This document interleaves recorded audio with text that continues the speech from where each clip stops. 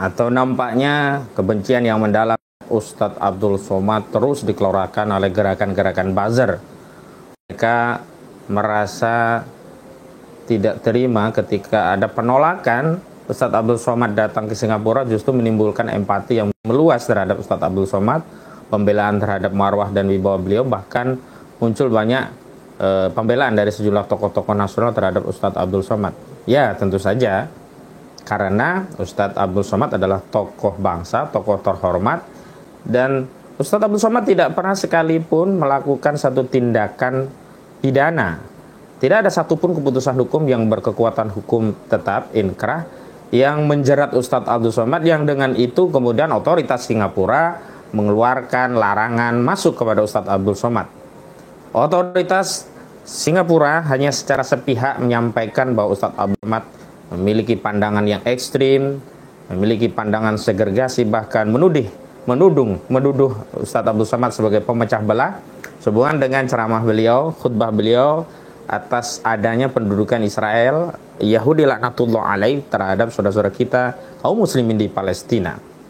Dan itulah dasar daripada penolakan Ustadz Abdul Somad masuk ke wilayah Singapura. Akan putusan hukum yang berkekuatan tetap.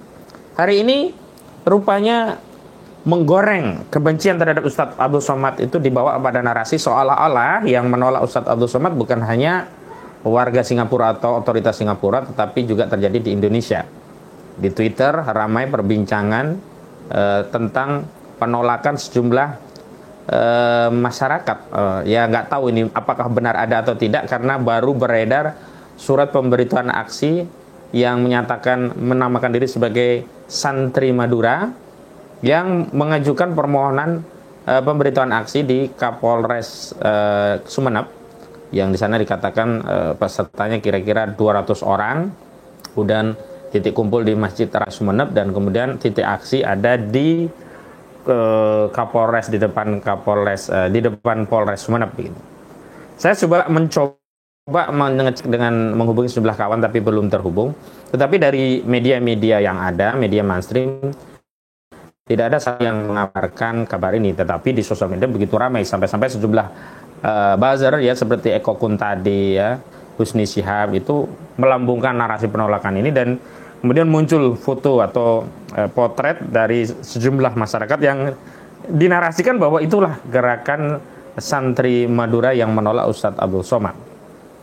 Dan kemudian muncul narasi-narasi yang kurang lebih sama seperti saat Ustadz Abdul Somad ditolak di Singapura, menuding Ustadz Abdul Somad adalah penceramah radikal dan intoleran, menolak doktrin radikal masuk ke Madura.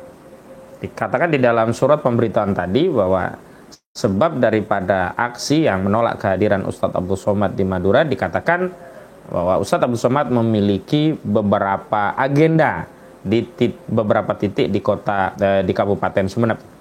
Wallahu alam, saya juga belum mengkonfirmasi, tetapi narasi yang ramai dibincangkan di Twitter itu adalah narasi yang sebenarnya ingin melanjutkan perang opini ya, dalam rangka untuk mendiskreditkan Ustadz Abdul Somad.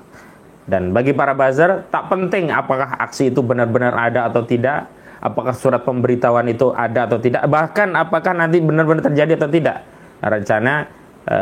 Rencana di dalam surat tadi adalah hari ini, hari Jumat di Ba'da Zuhur, tapi kita belum tahu apakah benar-benar ada, dan kita juga patut menduga kalaupun acara itu ada, sudah pasti ini adalah agenda yang memang punya tujuan untuk mendiskreditkan Ustadz Abdul Somad. Seolah-olah pesannya demikian. Ustadz Abdul Somad bukan hanya ditolak di Singapura, bahkan Ustadz Abdul Somad justru ditolak di wilayah negaranya sendiri, bahkan dari kalangan santri di Madura. Jahat sekali kalau narasi itu terus digulirkan.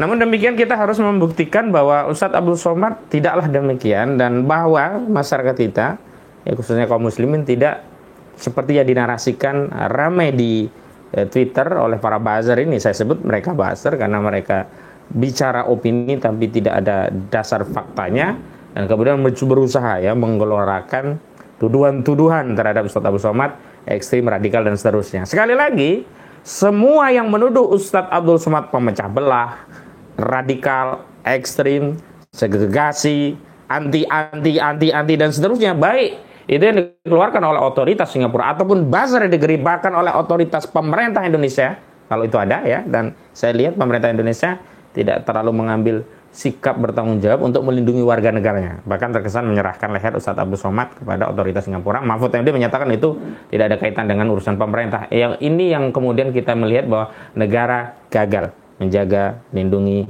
marwah, wibawa dan kehormatan warga negara, apalagi bagi warga negara yang sekelas Ustadz Abdul Somad. Kemudian kita juga punya pandangan kalau sekelas Ustadz Abdul Somad saja ditolak otoritas Singapura dengan tudingan-tudingan. Saya sebut tudingan karena belum ada satupun putusan pengadilan yang menyatakan Ustadz Abdul Somad terbukti secara sah dan meyakinkan radikal, terbukti secara sah dan meyakinkan dinyatakan sebagai penganut segregasi, terbukti secara sah dan meyakinkan memecah belah. Tidak ada semuanya. Yang ada justru banyak ya pengajian-pengajian Ustadz Abdul Somad ya ramai diikuti umat Islam. Itu menunjukkan bahwa Ustadz Abdul Somad dicintai, Ustadz Abdul Somad merekatkan ukhuwah, Ustadz Abdul Somad tidak memecah belah. Itu adalah kesimpulan yang bisa kita ambil dari aktivitas Ustadz Abdul Somad. Berbeda kasusnya dengan Denny Sedegar, Ade Armando, Eko Kuntadi. Ini selalu pecah belah dan mereka tidak punya jamaah seperti Ustadz Abdul Somad. Coba saya mau tantang. Denny Sedegar, mana jamaahnya?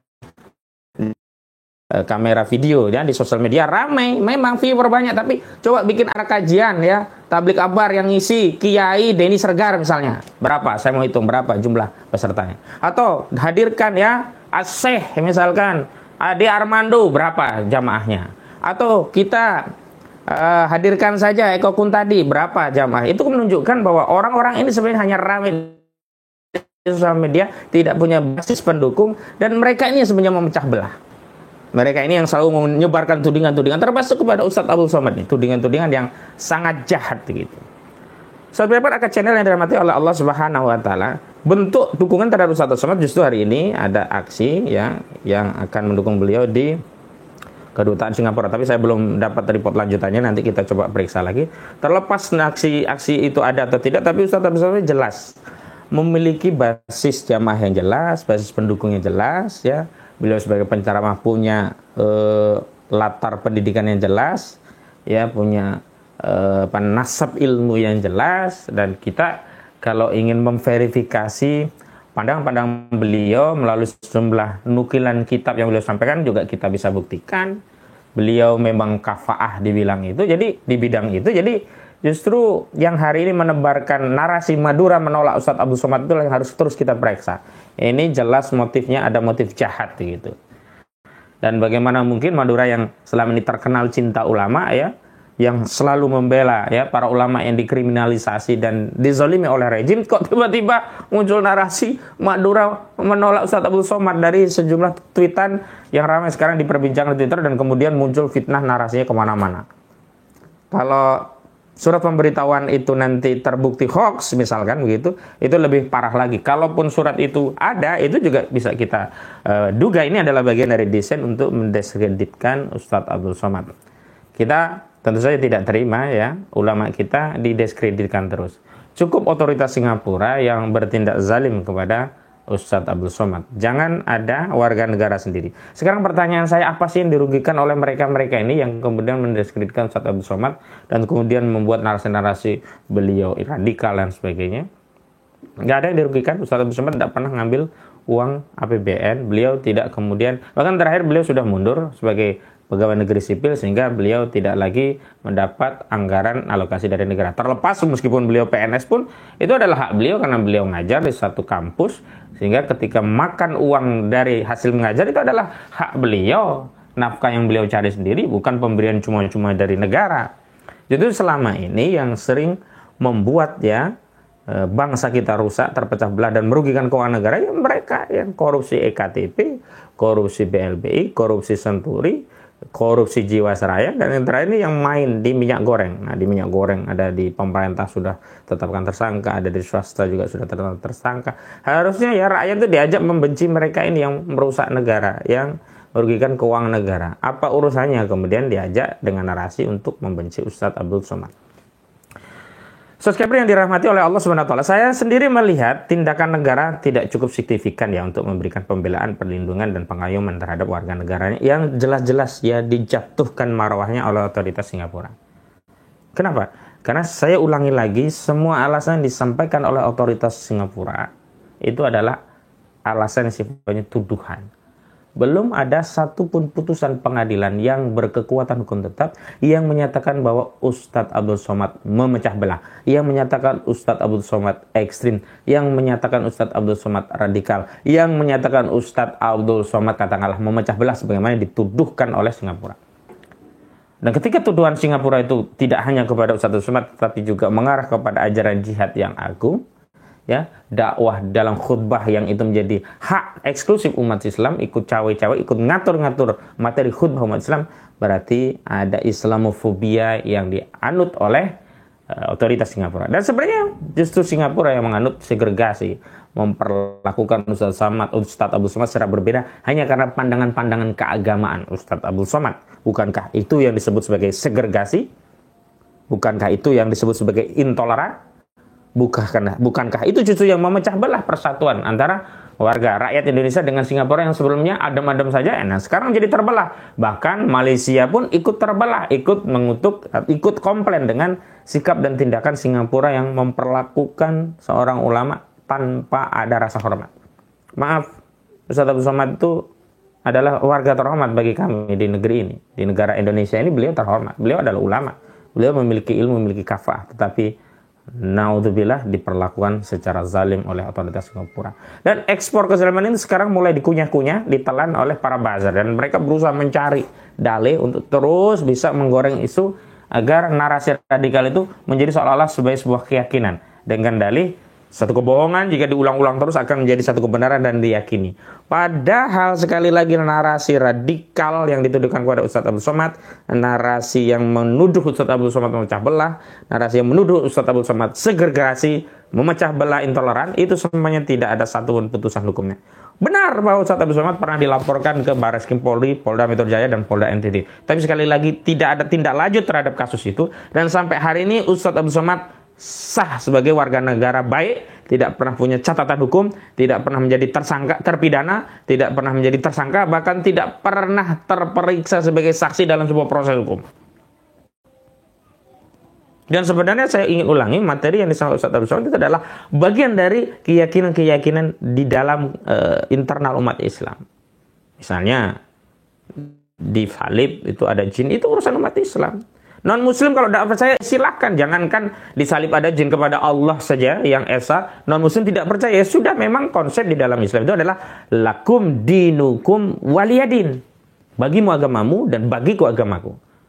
Urusan agama kami bahwa kami meyakini ada surga dan neraka, kami meyakini orang kafir itu pasti di neraka, kami meyakini bahwa kewajiban umat Islam itu berdakwah, kami meyakini bahwa kewajiban umat Islam itu melakukan amar ma'ruf nahi mungkar, kami meyakini bahwa umat Islam itu harus menegakkan Islam, menegakkan dinullah, kami meyakini al-Islamu ya'lu wa la yu'la alaih. Itu adalah urusan kami umat Islam.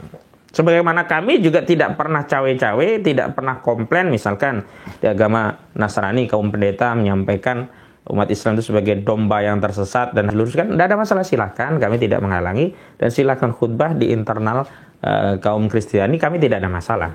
Dan untuk urusan muamalah, kami siap bermuamalah dengan baik dengan siapa saja. Kita umat Islam tidak dilarang berdagang dengan muslim, bekerja dengan non muslim, akad jual beli sah dengan non muslim, ya. Orang kafir kita membeli dari mereka sah, kita menjual kepada mereka yang sah, kita memperkerjakan mereka sebagai driver kita juga sah, ya, kita menjual barang, kita mensuplai mereka juga sah. Ini adalah hubungan-hubungan kemanusiaan dalam muamalah yang di dalam Islam memang dibolehkan, dan kita tidak pernah menganut perbedaan. Misalkan hanya menjual, saya dagang martabak, saya tulis martabak ini saya hanya jual kepada yang beragama muslim, nggak ada. Menjual martabak kepada muslim ataupun non muslim sah, halal, rezekinya boleh. Kemudian saya misalkan begini, membuka lowongan untuk supplier pasir. Yang mensuplai baik muslim ataupun non muslim nggak ada masalah.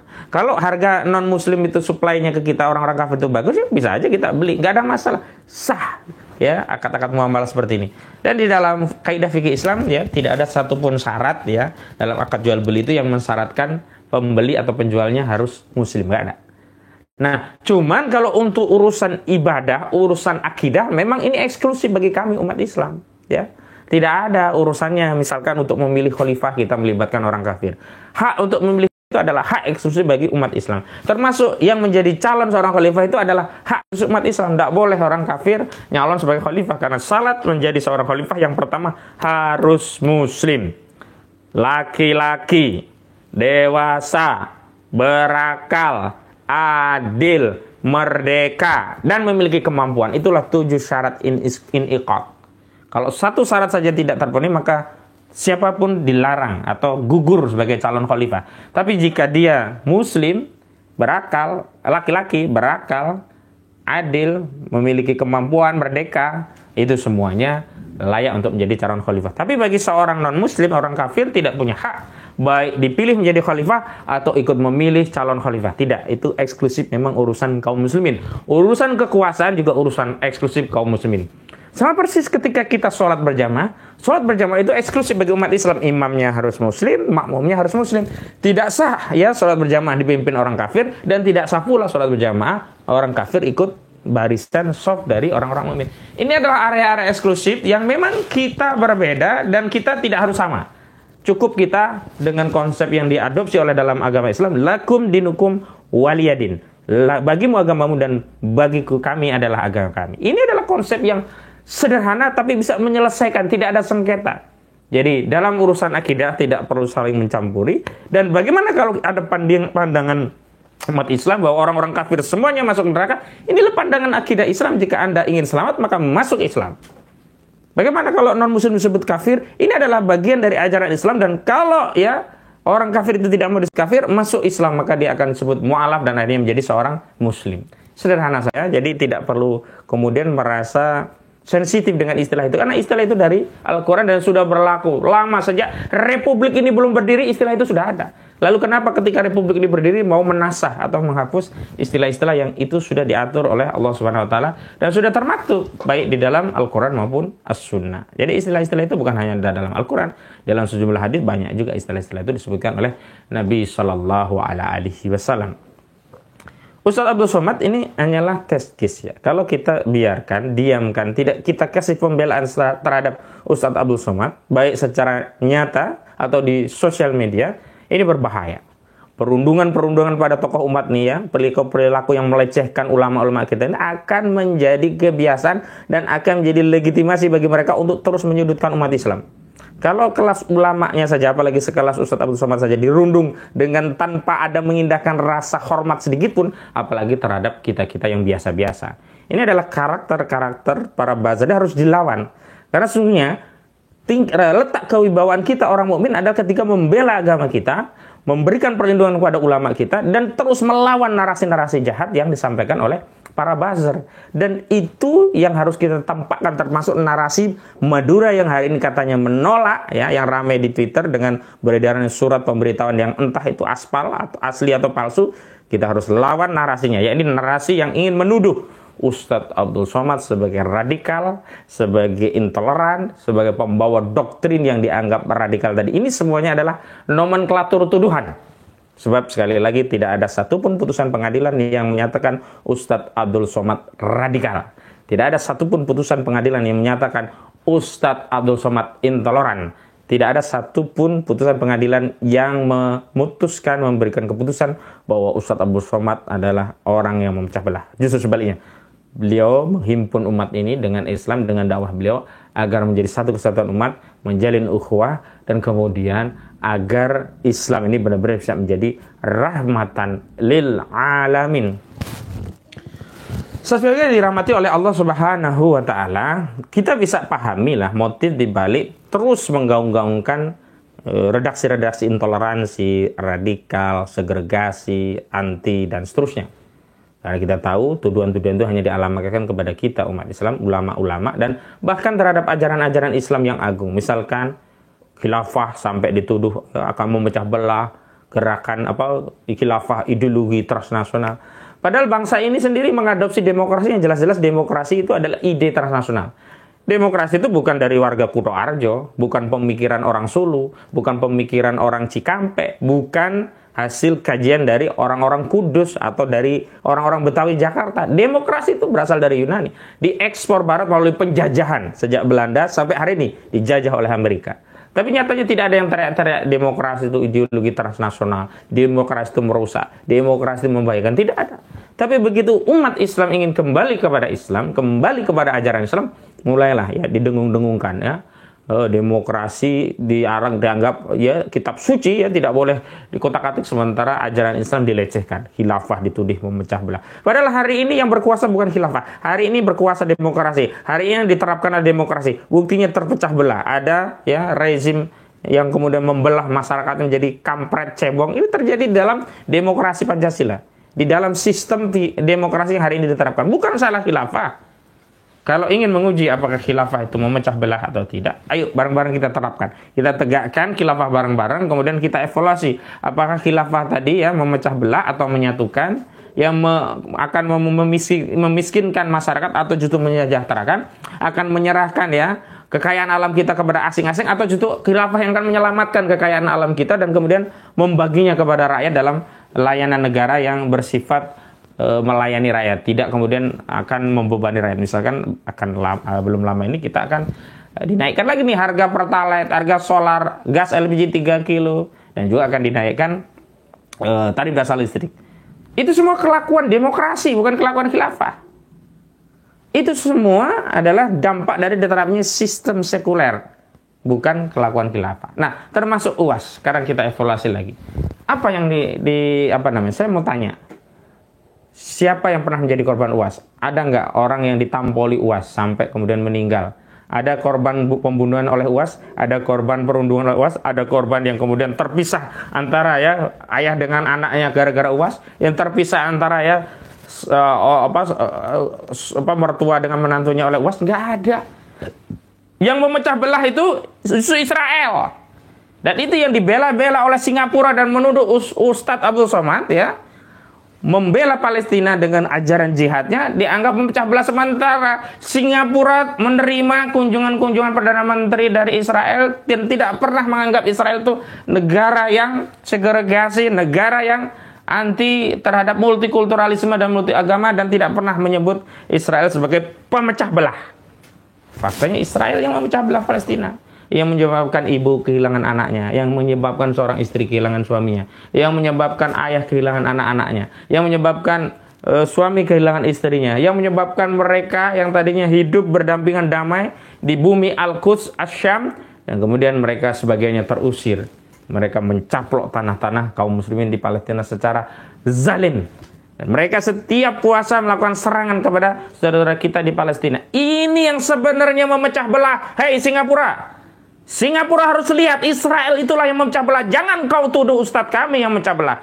Faktanya yang memecah belah Palestina, yang merusak Palestina bahkan dunia dari kejahatannya adalah kejahatan Israel. Kenapa kau tolak Ustadz kami dengan dalih memecah belah? Ingat, Singapura bukan negara besar. Saat Islam tegak, khilafah tegak, maka Singapura yang pertama kali akan dikumandangkan jihad fisabilillah untuk menaklukkan Singapura. Ada hanya dua pilihan bagi Singapura nanti ketika khilafah tegak. Anda masuk Islam dan menjadi Darul Islam, atau kami bismillah akan jihad fisabilillah untuk melaksanakan tugas mulia agama dalam rangka mengemban dakwah Islam. Subscribe channel dan mati oleh Allah Subhanahu wa taala. Jadi yang penting bagi kita adalah terus lawan narasi-narasi ini. Jadi tidak perlu kita rendah diri, nggak pede, lawan saja. Ada mereka ini kan modalnya modal hoax, modalnya cuma berkicau. Mereka merasa kuat karena ada perlindungan bunker kekuasaan. Tetapi kekuasaan yang beri perlindungan juga tidak akan kuat-kuat amat kalau kita bersatu. Kekuasaan juga tidak mau tergerus ya kepercayaan publik kalau harus membela si bazar-bazar ini. Karena bazar-bazar ini juga banyak menyebabkan kekuasaan kebingungan bagaimana harus membela mereka terus. Dan apalagi di tengah kekuasaan yang makin hari makin melemah. Di antara mereka sedang sibuk untuk pemilu 2024 dan kohesi internal kekuasaan sedang pecah belah. Mereka sedang tidak fokus pada satu visi. Mereka sedang terbelah dan tidak lagi memikirkan hal-hal yang tadinya mereka disatukan terhadap hal itu.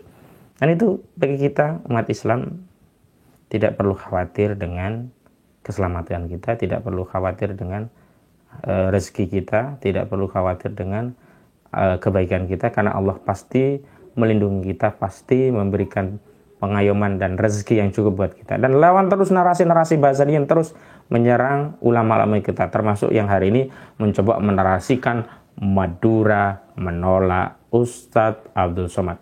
Demikian dari saya, kurang lebihnya saya mohon maaf. Billahi taufiq wal hidayah.